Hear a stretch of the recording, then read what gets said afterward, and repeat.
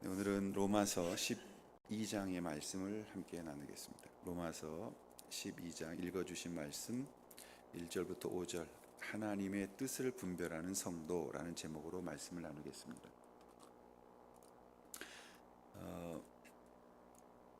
오늘 우리는 계속해서 로마서를 16장부터 1장으로 연역적으로 한번 살펴보고 있는데요. 좀 낯선 것이지만 저는 꼭 필요하다고 생각합니다. 왜냐하면 우리가 성경을 1장부터 쭉 읽어서 이제 결론으로 나아가게 되는데, 거꾸로 우리는 신앙생활을 계속하고 있기 때문에 이런 영광이 어떻게 해서 일어났는가에 대한 원인, 그 원인은 하나님이셨고 그게 복음의 출발선이었다라는 것을 보고 싶은 것입니다. 로마서 1장에는 그래서 사도 바울은 예수 그리스도의 이름으로 시작합니다. 그가 하나님의 아들이시며 보내신 바 되었고 다윗의 자손으로 모든 것의 예언을 성취한 자시다라는 것으로 로마서는 시작되어졌던 거예요. 그리고 그 성취됐던 복음이 결국 사람들을 살리며 그 사람들을 영광스럽게 만들어 하나님 앞에 서게 하는 것이 우리 신앙의 마지막 종점이다, 마지막 영광이다라는 것을 우리에게 보여주고 있는 것입니다. 그래서 이 16장의 영광은 그냥 이루어진 것이 아니라 복음의 어떤 능력이 그들을 변화시켰으며 그리고 새로운 삶을 살게 했는가에 대한 내용이 들어가 있는 것이죠. 그래서 오늘 12장부터 다시 11장, 10장으로 가게 되면 그 내용들이 나오는 거예요.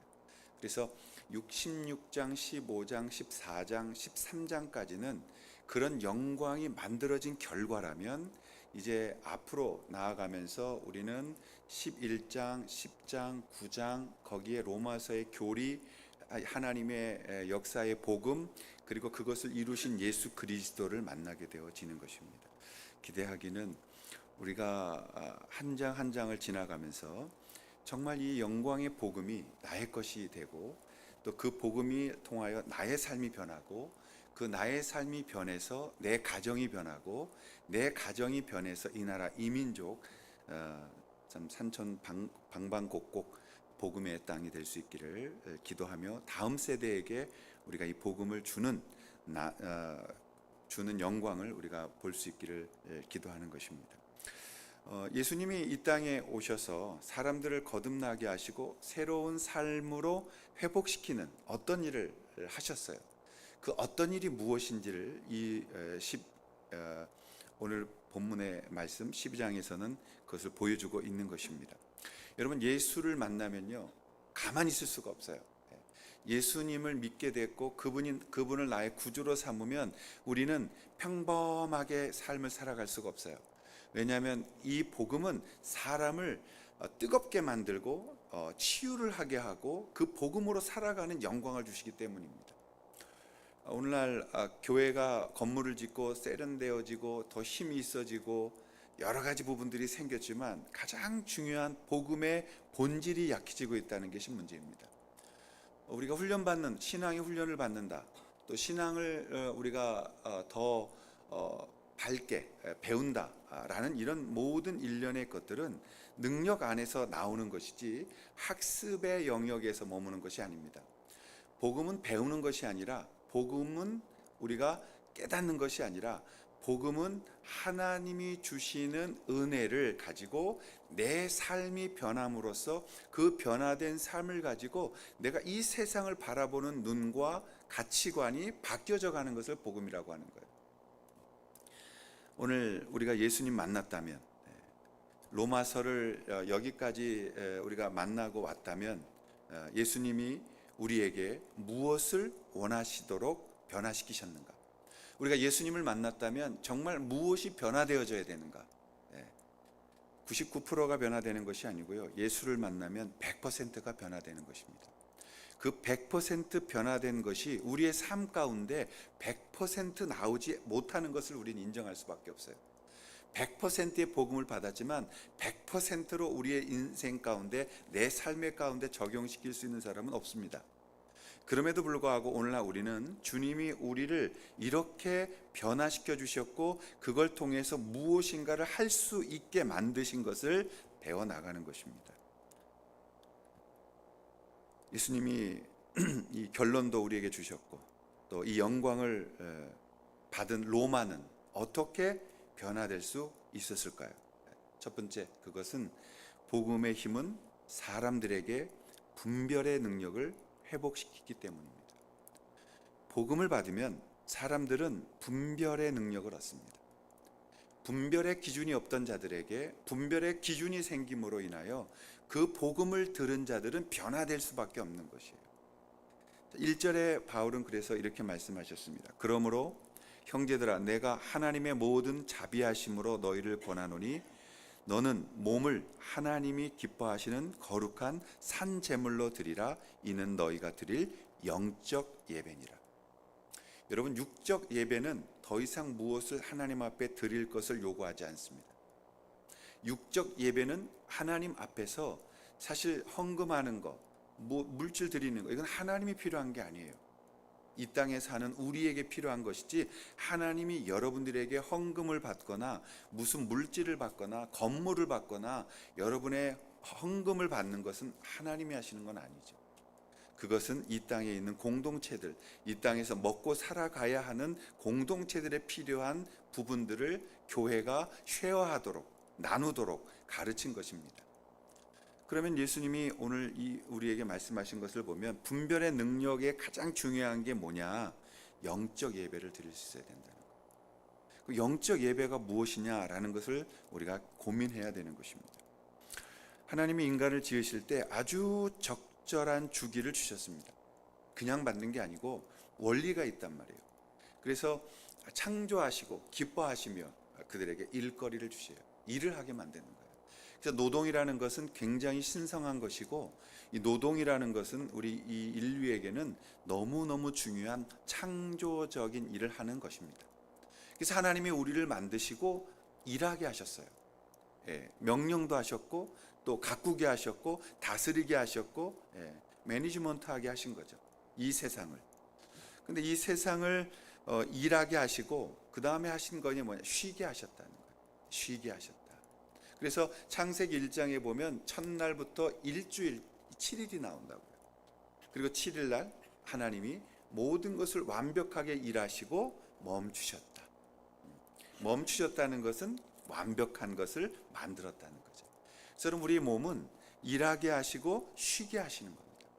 그리고 나서 하는 게 뭐예요? 예배하게 하는 것입니다. 그러니까 우리는 일요일이 주일이 먼저 있는 거죠. 나중에 있는 것이 아니라 하나님 앞에 예배를 드리며 한 주간을 시작하는 것입니다. 그게 우선순위에 맞기 때문에 그런 것이죠. 여러분, 거룩한 산제물로 드려라. 하나님이 기뻐하시는 산제물, 하나님이 기뻐하시는 영적 예배, 그것이 오늘 우리의 분별의 능력을 회복시키시는 가장 큰 은혜라는 것을 기억하셔야 합니다. 하나님이 우리를 지으셔서요, 인생을 이렇게 돌아가게 하셨어요. 사이클링을 하게 하는 거예요. 그래서 도는 거예요. 인생은 돌아가는 거예요. 인간은 존중받아서 받아야 되는 이 보호를 정하셨고, 그래서 일한 자들이 쉬며 하나님 앞에 예배 자리로 나오게 만드신 그런 건강한 사이클링을 우리에게 주셨다는 거죠. 그런데 그것을 깨기 때문에 죄가 있는 거예요. 여러분 생각을 해보세요. 로마 제국이 지금 이 복음서가 쓰여지고 있는 곳이 로마 제국입니다. 로마 제국은 그때 당시에 이제 헬라를 무너뜨리고 초강대국이었죠. 전 유럽을 휩쓸었고 아시아까지 넘어오는 그러한 땅을 영토를 확장시켰던 나라가 로마입니다. 로마는 이 어떤 그 헬라 제국에 대한 열등감이 있었어요. 그래서 신화도 헬라에 갖고 있었던 우상들도 가져다가 자기들이 또 다른 버전으로 바꿔서 이름도 바꾸고, 또 그 헬라 문화에 자기들이 열등감을 가지고 있으니까 건축과 몇 가지를 더 강조해서 헬라보다 더 뛰어난 게르만족이라는 것을 보여주고 싶었던 거죠. 그런 여러 가지 이유로 인해서 하나님 앞에서 이들은 노예라는 제도를 만들었습니다. 그러니까 인류가 만들어지고 나서부터 노예로 삼는 거예요. 그래서 뺏는 거예요. 뭐까지 뺏어요? 가정도 뺏고 모여 있는 그 도시도 뺏고 나라도 뺏고, 그래서 영토 싸움을 하고 강력한 무기를 들고 와서 숫자가 많은 자들이 작은 자들을 누르고, 그리고 노예화시키고, 그리고 그들의 걸 착취한 거죠. 이것이 인류의 죄의 역사인 것을 우리는 보고 있는 것입니다. 하나님께서 왜 이스라엘 백성을 애굽으로 보냈는가? 그 땅에서 출애굽하여서 나라를 만들어야 할 준비를 그 땅에서 시킨 거예요. 만약에 애굽에 가지 못했으면 이스라엘 민족은 이 큰 군대를 이룰 수 없었으며 200만이 넘는 자들이 출애굽할 수가 없었던 거죠.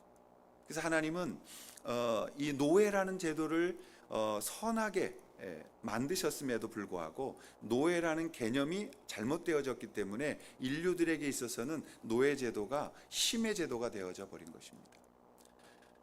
이 힘의 이걸 가지고 훔치고 노력하고 노예들을 만들어서 죽을 때까지 일하게 시킨 거예요. 일 안 하면 채찍 때리고 조금 먹는 거 주고 죽으면 그냥 내다 버리고, 이것이 노예 제도의 모습이었죠. 그래서 짐승과 같은 삶을 살게 했던 것입니다. 자비는 없어요. 노예들에게 자비는 없습니다. 노예들에게 어떤 분배는 없는 것입니다. 물론 나중에 노예에 대해서도 똑똑한 노예들은 데려다가 다른 일을 시켰을 뿐이지 노예들에게는 어떠한 것도 허락되지 않는 시대들을 살아왔던 거죠. 여러분, 그런데 그 노예들이 이 휴일이 있었겠냐고요? 노예들에게는 휴일이 없었어요. 노예들에게는 안식일이 없었어요. 노예들에게는 쉼을 주지 않았기 때문에 이들은 그냥 살아가면서 노예처럼 일만 하다가 그냥 죽으면 이름 없이 어디론가 까마귀 밥이 되든 짐승의 밥이 되든 버려졌단 말이에요. 그러한 노예들의 삶을 누가 고쳤는가? 복음이 고친 것입니다. 마침내 AD 313년에 콘스탄틴 대제가 어머니 헬레나의 어떤 영향을 받고 복음을 받았습니다.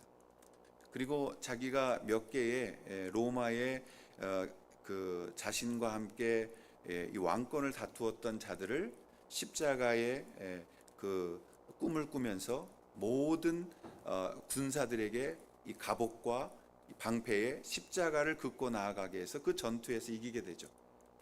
그리고 그걸 통해서 이 복음의 문이 열리기 시작한 것입니다. 그때 그들에게 어떠한 분별의 능력이 생겼느냐?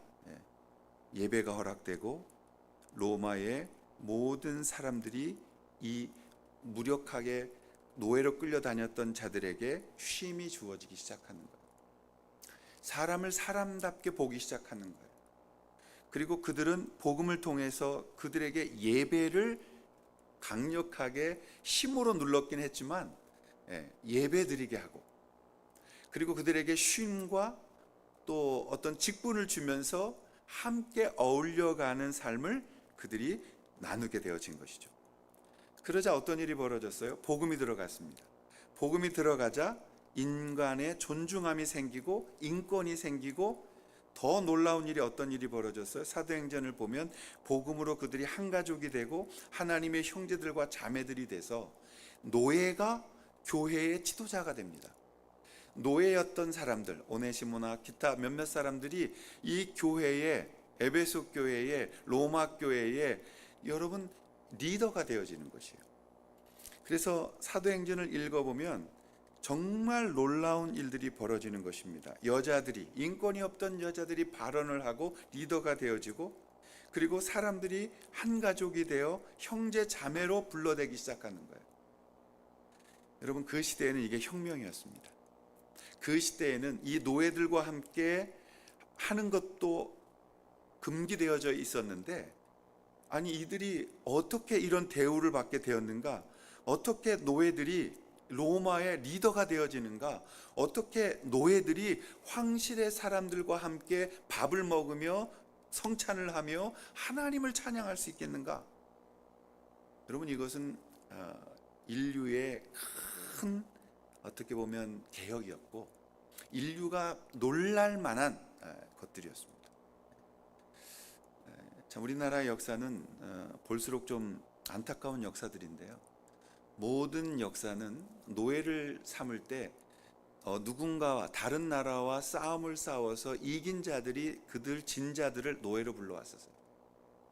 근데 한국은요, 한국의 역사를 보면요, 그 나라 안에서 같은 민족끼리 노예를 삼아요. 이런 것들은 부끄러운 것이죠. 깨어있지 않았던 거죠. 그런 아픔 속에서 이 나라, 이 민족에 복음이 들어왔단 말이에요. 그 복음을 가지고 우리는 지금 이렇게 어마어마한 경제와 또 의미 있는 나라로서 이 작은 땅덩어리를 세상이 우습게 볼 수 없는 강력한 나라가 만들어진 것입니다. 무엇 때문에요? 자타가 공인하는 복음 때문이에요. 그 복음이 이 남한에 있는 사람들을 깨우쳤고, 그 이전에 모든 좋은 지도자들은 평양과 북한 쪽에서 다 그때 내려오셨죠. 그리고 그분들이 와서 교회를 차린 거죠. 한국의 이 서울 시내의 가장 큰 교회들 대부분은 그런 은혜를 받은 결론으로 이 대형 교회들이 세워져 있는 것입니다. 그럼 여러분, 그러한 것들을 만들어서 사람을 살리고 이 나라 이 민족을 만들어 왔던 이러한 분별력의 능력이 이제 우리 시대에 어떻게 나타나야 되느냐를 고민해야 된다는 거죠. 우리는 그냥 예배드리고 또 우리의 문제 있는 것 가지고 치유되고 문제가 사라지게 해달라고 기도하고, 또 우리가 잘 살고 이 땅에서 억울함 없게 살기를 기도하고, 여러분 이 지금 말씀드린 이 군집 안에 다 우리의 신앙 고백이 있는 거 아니겠어요?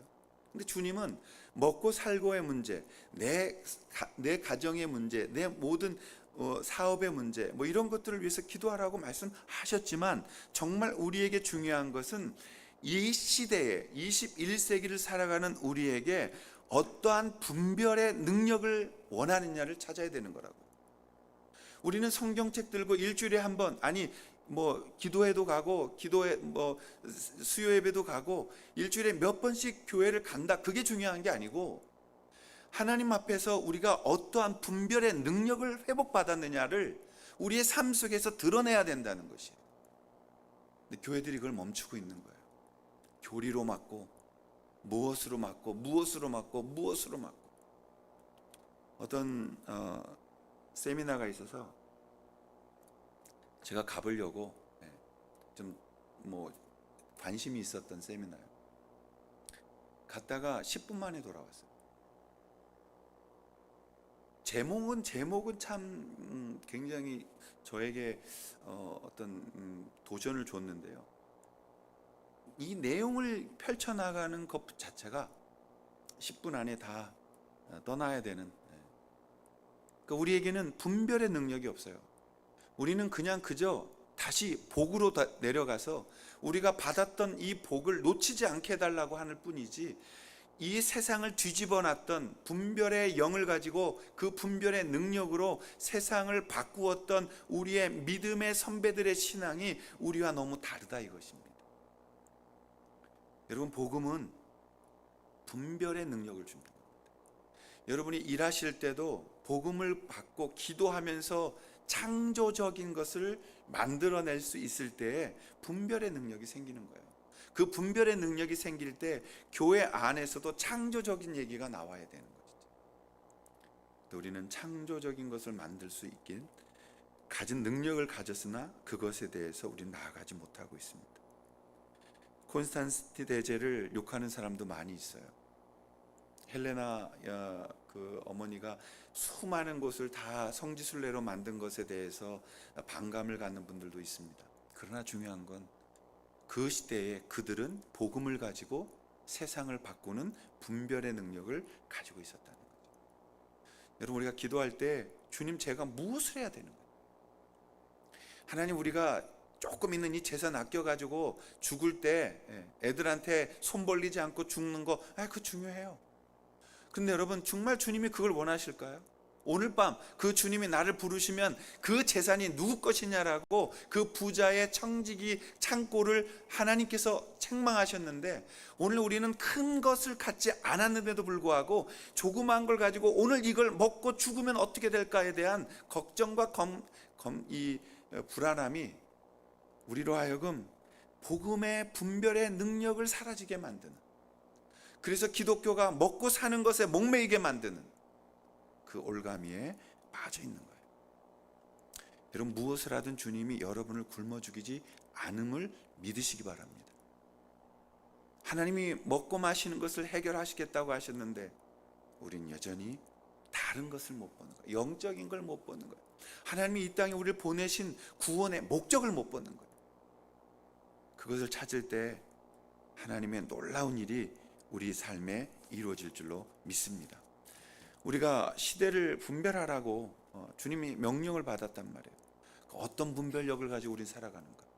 여러분이 농사를 지면 농사의 분별력을 갖는 거고, 여러분들이 어떤 비즈니스를 한다면 비즈니스의 능력을 가져야 되는 거고, 여러분들이 어떤 사업을 하거나 아니면 무역을 하거나 무슨 일을 하든 그 자리에서 하나님이 기뻐하시는 일을 하기 시작할 때 여러분이 영적인 분별력을 갖고 사회 전반적인 속에 깊숙이 들어가 시대를 바꾸는, 세대를 바꾸는 일을 감당하게 되어지는 것입니다. 그게 없다면 그것을 위해 우리가 기도해야죠. 그것을 위해서 하나님 앞에 엎드려야죠. 제2차 세계대전 이전에는 스위스가 모든 이 시계의 본산지였죠. 그래서 이 2차 세계대전 때쯤 돼도 모든 이 시계는 90%가 스위스에서 만들었습니다. 근데 이제 다른 나라들이 따라오기 시작했어요.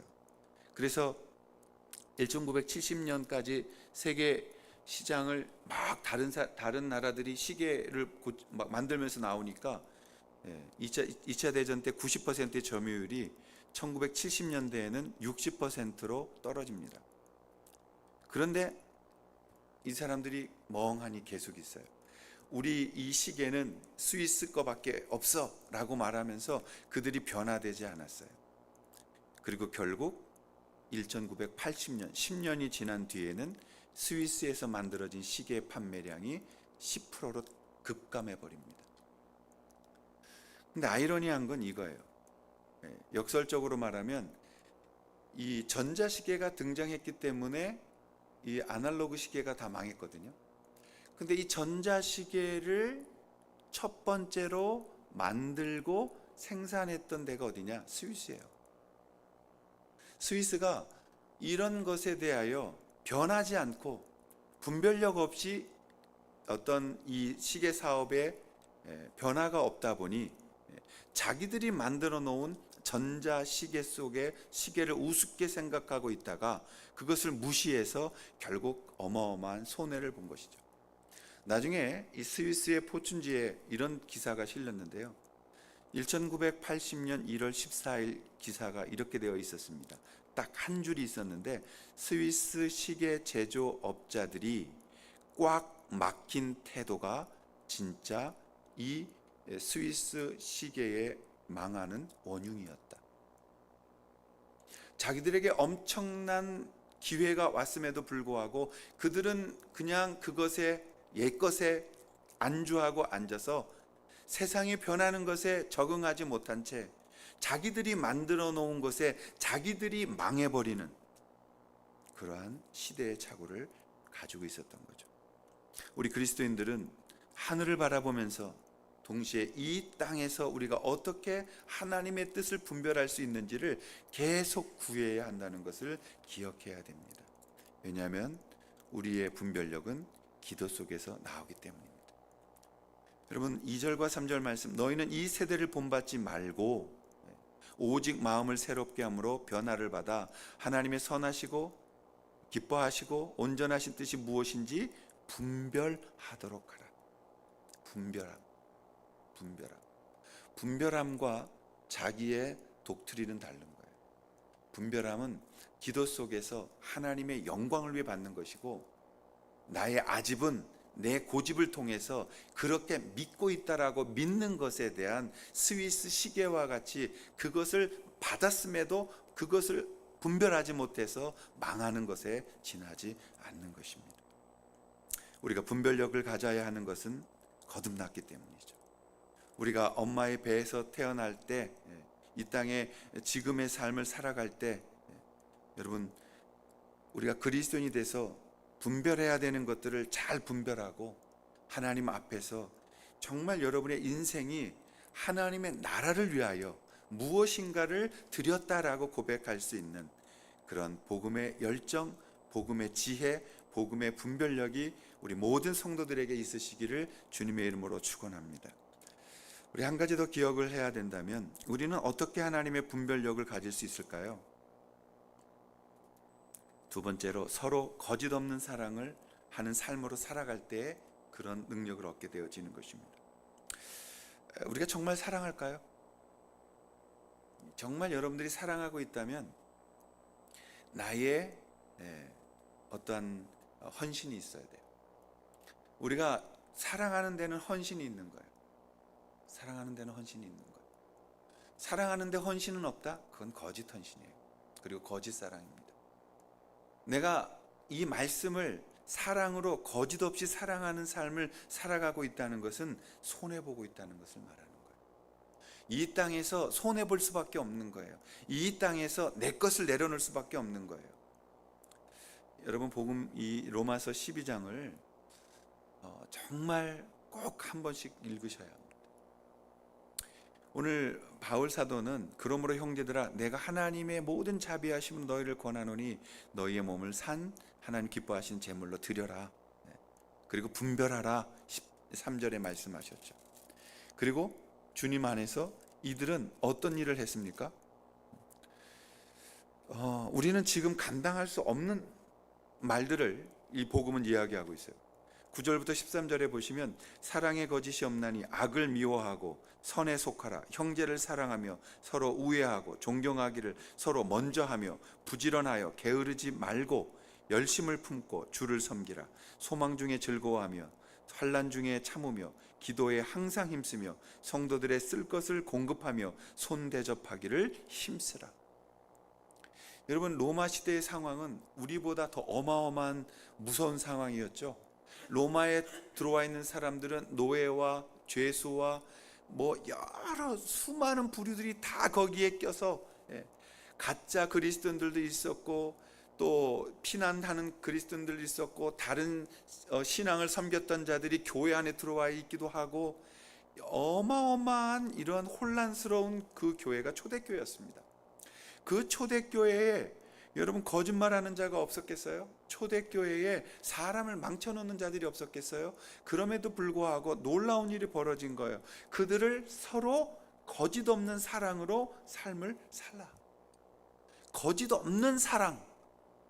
솔직히 오늘날은 거짓의 사랑이 많아요. 기도하면서 그런 것들이 회개거리가 되어지는 거예요. 제가 여러분들을 위해서 사랑합니다 그러지만 이거는 리밋이 있는 사랑이에요. 우리 서로 사랑한다고 하지만 여러분 이 안에서도 패와 패가 나누어져 있고 이 안에서도 우리가 하나 되지 못하고 있음을 우리는 알고 있고 그리고 우리가 더 섬기지 못하고 있는 것 알고 있고 그런 알고 있기 때문에 그게 잘못됐다는 게 아니라 저는 그것을 이 말씀을 따라 사랑할 수 있는 기도함이 필요하다는 걸 말씀드리고 싶어요. 우리가 정말 사랑하는 거 아니라면 쉬워져. 정말 우리가 서로를 위해서 기도하고 있지 않다면 여러분 그건 우리에게 연약한 것이죠. 하나님은 사랑할 만한 사람을 사랑하면서 또한 성도들의 쓸 것을 공급하라고 이야기했어요. 쉬운 얘기가 아니죠. 다양한 사람들과 그 종족들에 있는 사람들, 다양한 캐릭터. 근데 주님은 뭐라고 말씀하시냐면 내가 십자가에 죽었기 때문에 그 사랑을 가지고 너희들이 교회 안에서 사랑할 수 있기를 원한다는 것입니다. 우리가 사랑하라고 합니다. 섬기라고 합니다. 근데 정말 그것을 하기 위해서는 여러분 기도할 때 눈물밖에 없습니다. 사람을 사랑한다는 것은 눈물의 기도밖에 없습니다. 나에게 잘하는 사람을 위해 기도할 때는 그 기도가 편할 수 있어요. 그런데 내가 힘들어하는 사람을 위해서 품고 기도한다는 것은 결국 나를 쳐 복종시키는 눈물의 기도밖에 없어요. 우리가 그것을 하지 않는다면 오늘 주님의 명령에 우리가 따라가지 못하고 있다는 것이죠. 그래서 바울은 12장에 이런 말을 한 거예요. 이게 이 12장이 있었기 때문에 16장이 있는 거잖아요. 그러면 어떤 일을 했냐 이 말이에요. 14절부터 20절에 보면 너희를 박해하는 자를 축복하라, 축복하고 저주하지 말아라. 즐거워하는 자들과 함께 즐거워하고 우는 자들과 함께 울라. 서로 마음을 같이 하며 높은 데 마음을 두지 말고 도리어 낮은 데 처하며 스스로 지혜 있는 채 하지 말라. 아무에게도 악을 악으로 갚지 말고 모든 사람 앞에서 선한 일을 도모하라. 할 수 있거든 너희로서는 모든 사람과 더불어 화목하라. 내 사랑하는 자들아, 너희가 친히 원수 갚지 말고 하나님의 진노하심에 맡기라. 기록하였으되 원수 갚는 것이 내게 있으니 내가 갚으리라. 주께서 말씀하시니라. 내 원수가 줄이거든 먹이고 목마르거든 마시게 하라. 그리함으로 내가 숯불을 그 머리 위에 쌓아놓으리라. 여러분, 복음의 사랑은 핏값으로 나가는 것입니다. 복음의 사랑은 눈물로 나아가는 것입니다. 복음의 사랑은 정말 자신을 깨트려야 되는 것입니다. 목회하다 보면 억울할 때 많더라고요. 목회하다 보면 황당한 일 당하는 거 많더라고요. 근데 그때 이 말씀을 우리가 기억하는 것입니다. 오늘 주님은 너희들이 박해하는 자를 축복하라.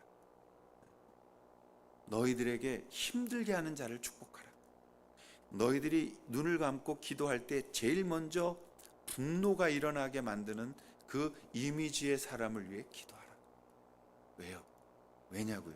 그게 왜냐고요? 그럼 우리는 세상적으로 볼 때면 반대해야죠. 원수는 갚아야 되는 건데 왜 이 말씀이 있으신가? 그것은 우리가 신앙의 산체험을 갖게 하는 거예요. 언제나 주님은 어려움 속에서, 이 용광로 속에서 우리를 만들어내시지 그냥 배부르고 어떠한 것도 불편함이 없는 그런 속에서 믿음의 사람은 만들어지지 않기 때문에 그런 것입니다. 우리가 거듭났다는 것을 체험할 수 있는 길이 무엇이냐? 억울함을 받아 예수 그리스도 앞에 나아갈 수 있는 것입니다. 내가 이것 때문에 너무 억울하고 화가 나고 진짜 모든 것들에 분노가 이를 정도, 그때 우리가 무엇을 체험하느냐?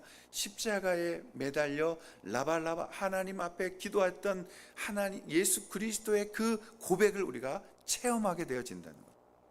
주님이 그렇게 하셨기 때문에 오늘 우리도 이렇게 할 수 있구나라는 것을 우리는 배우게 되어진다는 것입니다. 그것이 신앙의 산체험이라고 바울은 말씀하고 있는 거예요. 여러분, 우리가 이 체험을 하게 될 때 로마서 12장은 13장으로 넘어갈 수 있었던 거예요. 만약에 이게 13장으로 넘어가지 못했다면 우리는 16장의 영광을 바라볼 수 없었던 것이죠. 저는 목사입니다. 그러나 목사라고 다른 것은 없습니다. 똑같습니다. 다만 하나님 앞에 더 엎드려 눈물의 기도를 주님 앞에 드렸겠죠. 여러분의 한 사람 한 사람의 아픔과 한 사람 한 사람의 이 속의 억울함과 또 분노에 있는 것과 이 땅에 교회 다니면서 괴로웠던 힘들었던 것들과 이런 것들을 내려놓고 여러분을 위해서 기도하고 중보의 자리에 서는 것이 목사의 또 어떤 부르심이겠죠. 근데 여러분, 저는 다른 건 그렇게 크게 욕심이 없습니다만 오늘 주님께서 말씀하신 눈물로 씨를 뿌리는 자의 그 은혜는 누리고 싶습니다. 하나님께서 우리에게 주셨던 것이 무엇인가? 믿음의 가정을 만들고 미래를 기대하게 만들고 소망이 있게 만드는 것이 뭐예요? 눈물로 씨를 뿌리는 자들이 있어야 돼요. 어미들이 기도하며 눈물로 씨를 뿌릴 때 그 가정에 하나님의 추수의 계절이 옵니다. 우리가 하나님 앞에서 기도하며 같이 하나님 앞에 나아갈 때 하나님이 분명히 그곳에서 뿌리는 거둠을 허락하신다는 것. 여러분이 기도하시는 거 하나님 다 공짜로 받지 않습니다. 여러분의 눈물, 여러분의 기도, 여러분이 내 모든 것을 내려놓고 정령 기쁨으로 그 단을 가지고 돌아오고 싶다라고 고백하는 그 신앙 앞에 주님은 응답하십니다. 그게 아니라면 우리가 왜 여기 있어야겠어요? 하나님 우리에게 이 응답을 주시지 않는다면 왜 우리가 오늘 단을 가지고 다른 곳으로 나아가야 되냐고요. 반드시 믿음의 싹, 기도의 싹을 심을 때 하나님이 그 일을 바꾸신다는 것, 그거 기억하셔서 우리가 로마서의 12장을 건너가는 모든 성도들이 되실 수 있기를 주님의 이름으로 축원합니다. 하나님 보고 계시고 여러분의 기도 소리를 듣고 계시고, 그리고 하나님이 하실 일에 대하여 하나님은 오늘도 일하시고 계심을 믿으셔서 오늘 성령을 통해 풍성하게 여러분의 삶 가운데 위로와 그리고 채우심과 그리고 해결하심의 모든 영광을 우리에게 주시는 주님을 믿고 승리하는 우리 모든 가족 공동체, 또 여러분들 되실 수 있기를 주님의 이름으로 축복합니다. 기도하겠습니다. 하나님 아버지,